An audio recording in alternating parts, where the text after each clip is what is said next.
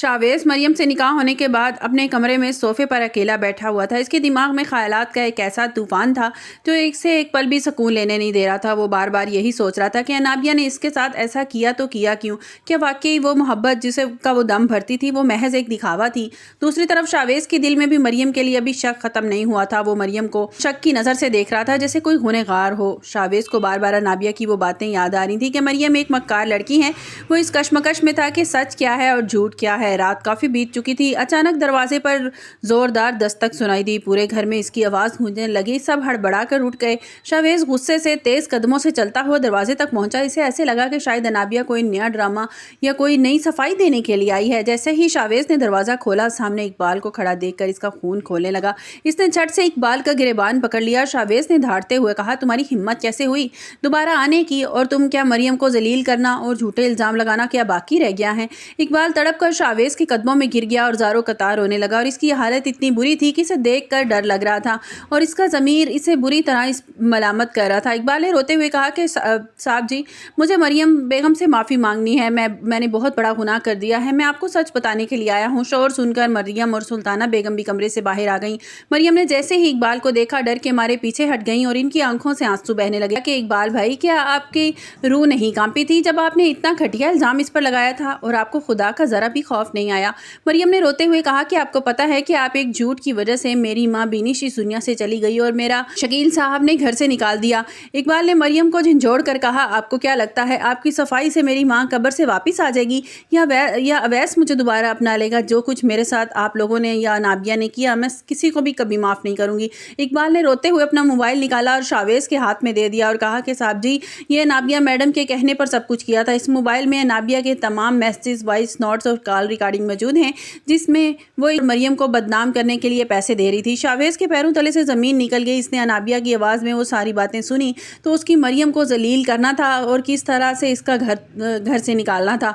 Chavez को अब सारे मंजर याद आ रहे थे, कैसे नाबिया ने मरियम की कमरे में मोबाइल रखने भेजा था और ख़ुद बाहर से दरवाज़ा लॉक कर दिया था। अब उसे समझ आ रहा था कि अनाबिया कितना बड़ा ड्रामा रचाया था और सुल्ताना बेगम के किरदार पर उंगली उठाई थी और इसे घर से निकाल दिया था। शावेज़ का गुस्सा अब तूफान बन चुका था। इसने इकबाल को गाड़ी में डाला और सीधा शकील साहब के घर पहुंच गया ताकि इनके सामने इनकी बेटी का काला चेहरा ला सके। वहां पहुंचकर शावेज़ ने हंगामा खड़ा कर दिया। शकील साहब, समरीन बेगम परेशानी में बाहर आए और शावेज़ को इकबाल और इनके साथ खड़ा कर दिया। शावेज़ ने कड़क कर कहा कि अंकल जी, देख लें अपनी बेटी के करतूत। इसने मासूम लड़की की जिंदगी बर्बाद करने में कोई कसर नहीं छोड़ी। शकील साहब जब इकबाल के मोबाइल में वो सारे सबूत देखे तो इनकी बेटी ने मरियम को बदनाम करने के लिए गरीब आदमी का सहारा लिया था। वो शर्मिंदगी से पानी पानी हो गए। अनाबिया जो अपने कमरे से बाहर आई तो इसने देखा कि इसका पोल खुल गया है तो फिर से उसने अपने वो मकरो फरेब करना शुरू कर दिए, मगर शावेज़ ने इसे जोरदार थप्पड़ मारा। शावेज़ ने कहा कि अनाबिया, तुमने ज़मीन पर सबसे घटिया लड़की हो और सिर्फ दौलत की खातिर कितने रिश्ते बर्बाद कर दिए। मुझे तुमसे घिन आती है कि मैंने तुमसे कभी मोहब्बत की थी। शकील साहब अपनी बेटी की ये जिल्लत और मक्कारियाँ बर्दाश्त नहीं कर पाए और वहीं अपने हाथ दिल पर रख कर सोफे पर ढेर हो गए। उन्हें बहुत शदीद किस्म का हार्ट अटैक आया। समरीन बेगम की चीखें निकल गई। उन्हें फ़ौरन अस्पताल ले जाया गया जहां मरियम और शावेज़ भी मौजूद थे। थोड़ी देर के बाद वहां खालदा बेगम भी बदहवास होकर पहुंच गई क्योंकि उनको भी सच्चाई का पता चल चुका था।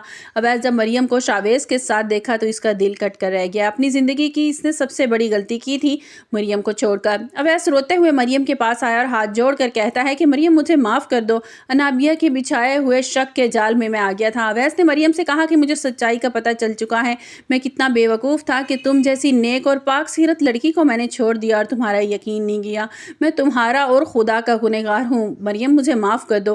खालदा बेगम भी मरियम के सामने झुक गईं और माफ़ी मांगने लगी, लेकिन मरियम ने बड़े हौसले से कहा कि अवैस, अब बहुत देर हो चुकी है। अब मैं किसी और की हो चुकी हूँ। अब मैं पलट कर तुम्हारे पास वापस कभी नहीं आऊँगी। मरियम ने कहा कि जब अपनी गुनाही की मैं तुम्हें दलीलें देती रही तब तुमने मेरी बात का यकीन नहीं किया। मुझे धक्के देकर घर से बाहर निकाल दिया क्योंकि तुम्हारे आंखों पे तो अनाबिया के मकरो फरेब की पट्टी बंधी हुई थी। इसी दौरान डॉक्टर बाहर आए। उन्होंने बताया कि शकील साहब को हम नहीं बचा सके।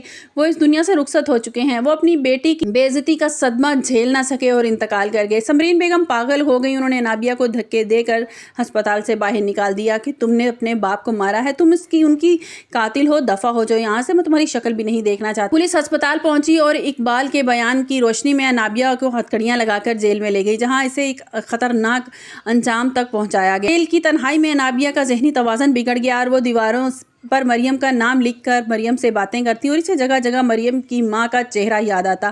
انابیہ کی زندگی اب صرف اندھیرا تھا۔ اس نے مریم کو گھر سے نکالنے کے بعد اقبال کو بلایا تھا، مگر وہ اقبال اس کے گناہوں کا گواہ بن گیا۔ انابیہ نے مریم کو شاویز کے کمرے میں بند کر کے بدنام کرنا چاہا، مگر قدرت نے اس کمرے میں مریم اور شاویز کے نکاح کا ذریعہ بنا دیا۔ اس نے شاویز کے دل میں مریم کے لیے نفرت بھری تھی، مگر قدرت نے شاویز کو ہی مریم کا سب سے بڑا محافظ بنا کر اس کی جھولی میں ڈال دیا۔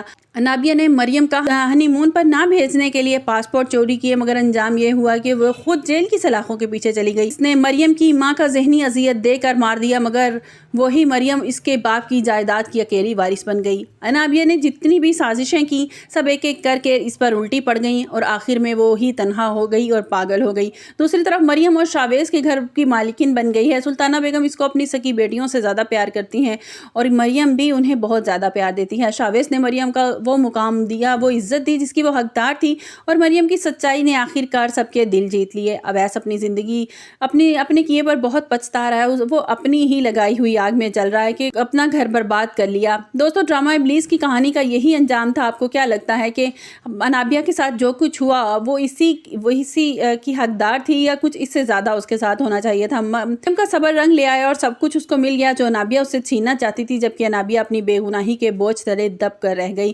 مریم اب شاویز کے ساتھ اپنی زندگی میں بہت خوش ہے اور سچائی کا یہ سورج ہمیشہ کے لیے یوں ہی چمکتا رہے گا۔ آپ کو ہماری ویڈیو کیسی لگی؟ کمنٹس باکس میں اپنی رائے کا اظہار ضرور کیجیے گا۔ ملتے ہیں ایک نئی ویڈیو کے ساتھ، اور کمنٹس باکس میں اپنی رائے کا اظہار ضرور کیجیے گا کے ساتھ یہی کچھ ہونا چاہیے تھا یا وہ اس سے بھی زیادہ ڈیزرو کرتی تھی۔ اپنا بہت سا خیال رکھیے گا۔ اللہ حافظ۔